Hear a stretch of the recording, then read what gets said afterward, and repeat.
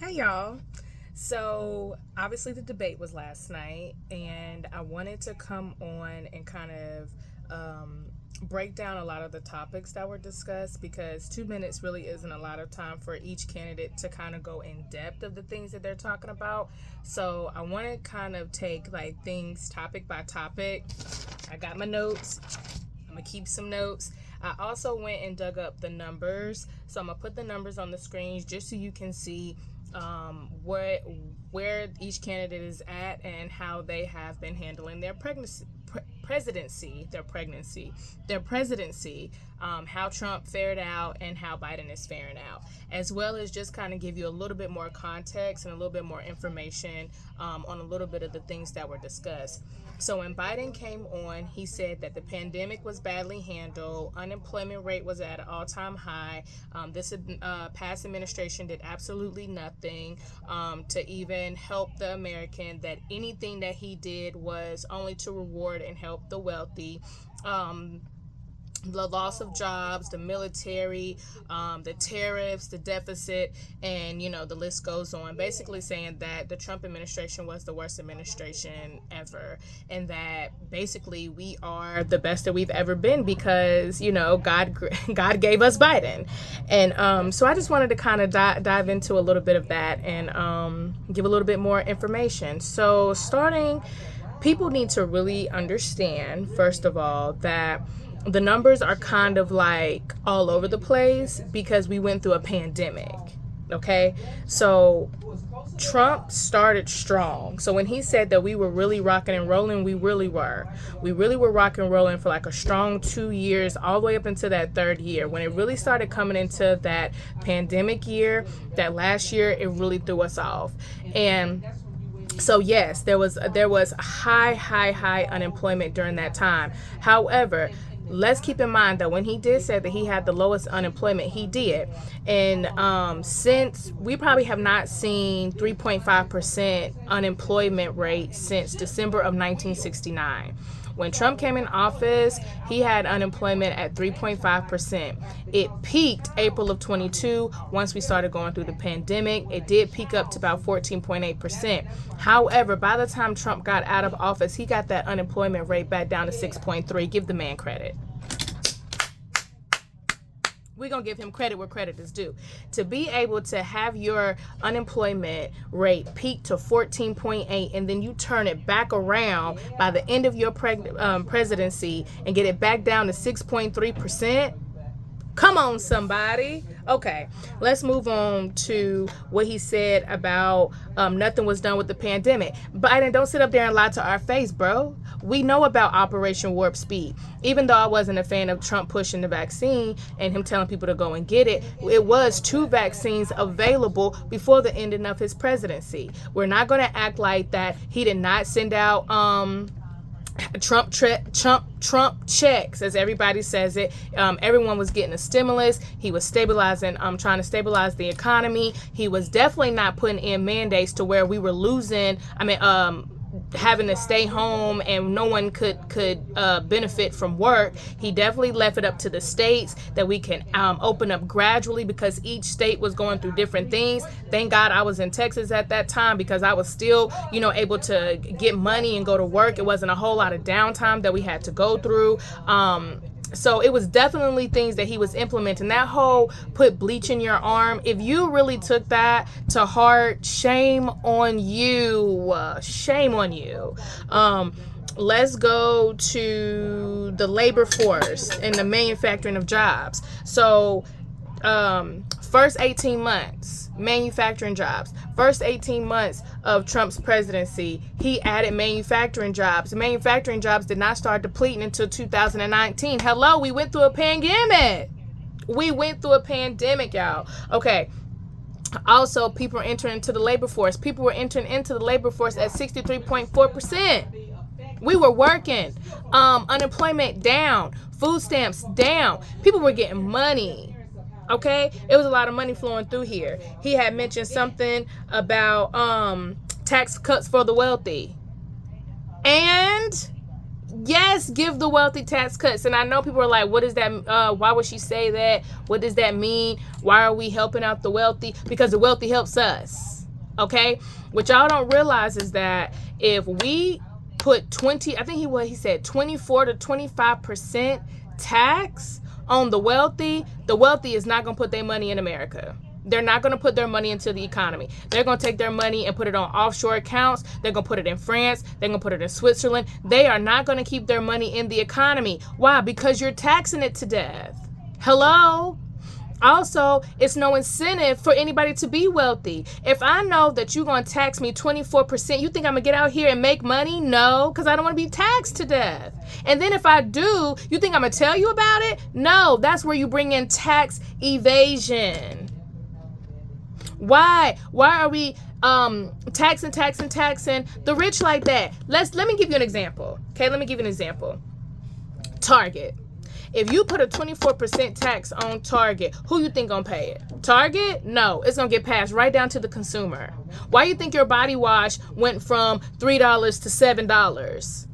Why? Because people started wanting raises. We went from Target was paying people almost $10 an hour to now people were demanding $20 an hour. Who you think paid that? The consumer, the customer. Okay. Imports, that went up. Who you think paid that? The consumer. Okay. So your thing about it is that when you tax the rich have to stay in business. They have to still stay caught up with labor. They still have to stay with supply and demand. So if you're taxing them, they pass on that tax to who? Us. So no, we do give tax breaks to the wealthy because the wealthy keeps the money in the economy. Hello. Okay.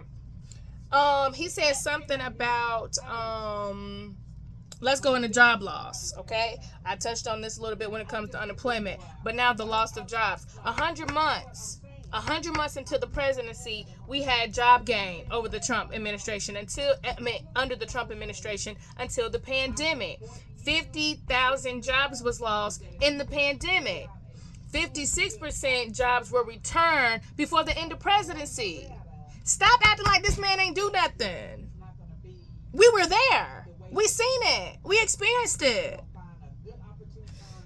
Next thing that he said was something about the reduce of the deficit. Now we do need to talk about that. That is important. Trump said that he was going to reduce the trade deficit. He did not. He actually increased it. As you see on the screen, the trade deficit went up 40.5%. Only went up 18.8% under Biden. Trade deficit means that we are importing more than we are exporting, which means we are spending more than what we are getting. Okay, now he did say that he was going to put a 10% tariff on all goods. Now the thing with the tariffs, let me explain what a tariff is. So if we're selling bananas for $5, okay, if another country is like, yeah, we can get y'all bananas for like $1.50. If they now start selling to us, we're not buying locally, we're importing. So if we're importing, that means we're losing a lot of money.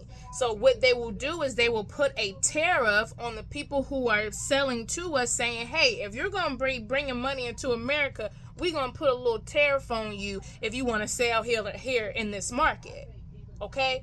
Now, the thing about it is that they can say, well, hey, we can put a tariff on y'all too, because we could be selling like chicken. We could be selling chicken to them. They can be selling bananas to us. If we put a tariff on them, they can turn around and put a tariff on us. They can say that they're not going to sell to us no more. And then boom, we got a trade war.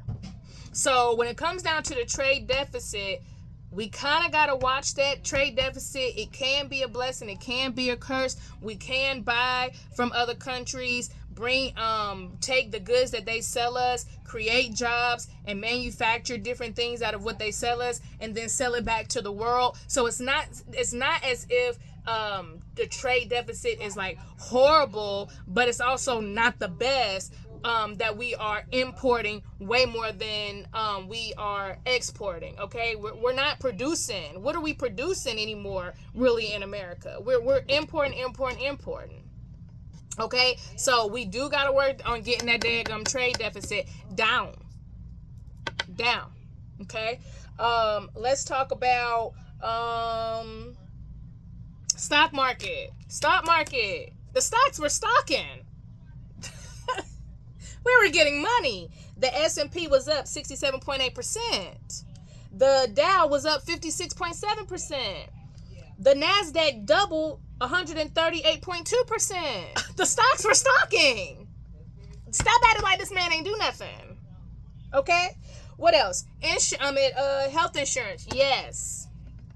We had health insurance. What? 3 million Americans didn't have health insurance under Trump. Why is that a problem? It wasn't because it wasn't accessible. You know what I'm saying? But what it was it didn't have to be mandated.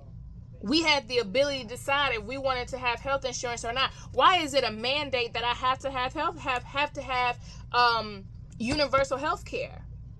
Obamacare sucked. Now, if you liked your Obamacare, you do what you want to do. But Obamacare sucked. A lot of people didn't even take it, or it didn't even cover everything you needed. No. And then it was a penalty if you didn't have it, or didn't have some form of it, which then took the power. This administration is so big between keeping things between the patient and the doctor. You just need to be working stuff out between the patient and the doctor. But then you want to mandate universal health care for everybody. Why can't I keep payments between me and my doctor? I used to go to the dentist all the time, and when I went in there, I was like, hey, yo, what's your cash price? Don't give me the insurance price, I'm paying cash. And my cash price was leaps and bounds lower than what the insurance price was. I could go into my healthcare and say, hey, I need, a pap smear, or give me a mammogram, or I need whatever. And I'm not saying like big hospitals, but I'm talking about, like clinics, private practices. Pay cash, make it rain. It was fine. Okay, so let's see. We talked about healthcare. We talked about the stock market. Let's get into this immigration, because that was a big one. He gonna sit up here and say he didn't do anything, didn't implement anything? Are we serious? Let's talk about the Remain in Mexico that was there. Let's talk about how he attempted to build the 1,000-mile border wall and only got 458 miles of it done. Okay, he also had something going on with the patrol unit. You see him come over immediately, they gotta go. He had said that he was locking them up in cages and separating them from their parents. Yeah, because they were committing a crime. That's what happens here in America. You want to be in America so bad? That's what happens here. When you commit a crime, you go to jail. You go to prison. You get locked up. You get separated from your families. How many Americans are in prison right now with their kids?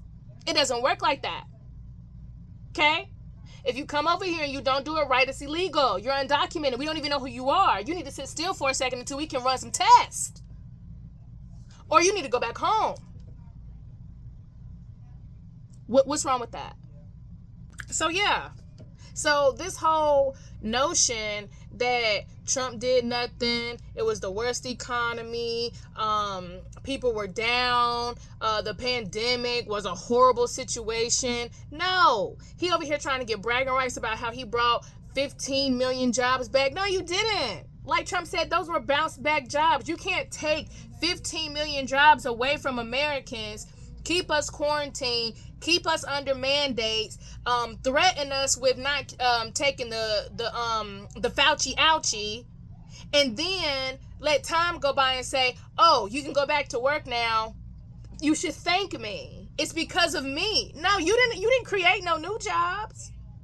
You just gave us our old jobs back. You just let us go back to work. Your unemployment rate went down, of course, because you let us go back to work. Hello? Biden. So you tell me, based on the numbers and your experience, What economy did you enjoy living under?